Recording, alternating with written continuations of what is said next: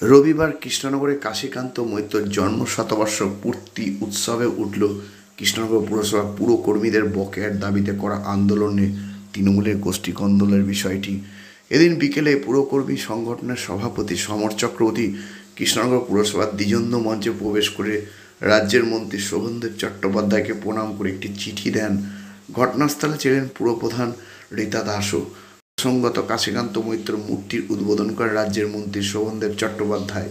এদিন বিকেলে এই অনুষ্ঠানে উপস্থিত ছিলেন রাজ্যের মন্ত্রী উজ্জ্বল বিশ্বাস, বিধায়ক কল্লোল খাঁ, রুকবানুর রহমান, মানিক ভট্টাচার্য, বিমলেন্দ্র সিংহ রায় ও কিরণময় নন্দ।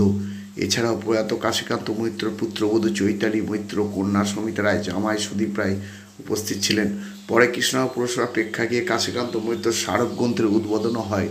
সন্ধ্যায় এই তৃণমূলের গোষ্ঠীকন্দল নিয়ে প্রশ্নের মুখোমুখি হয় শোভনদেব চট্টোপাধ্যায়কে।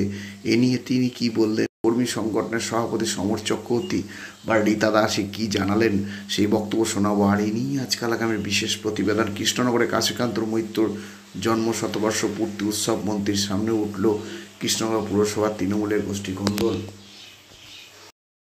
আমি পুরোটা না জেনে প্রেসের কাছে আমি কিছু বলি না, আমি জেনে নিয়ে পরিচিতিটা তারপরে বলবো, এখন বলতে পারবো না।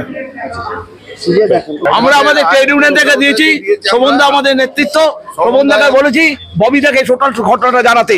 30 কোটি টাকা আমাদের গ্র্যাচুইটি টাকা পাওয়া আছে, ছেলের বিয়ে মেয়ের বিয়ে আমরা দিতে পারছি না। আমরা পুরো ইয়েটাই শোভনদা চট্টোপাধ্যায়কে দিলাম, উনি এবার যেটা ভালো বুঝবেন সেটা করবেন, আমাদের নেতাবেন আমাদের ব্যাপারটা।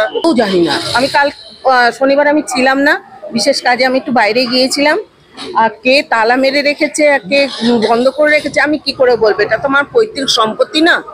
তারা বসুক না, আমার ঘরেও এসে বসুক, যখন খোলা থাকবে সবাই বসবে, কি আছে, খোলাই থাকে।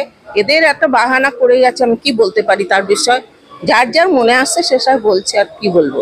আমি উচ্চ নেতৃত্ব যা ডিসিশন নেবে আমিও সেই ডিসিশন মেনে নেবো।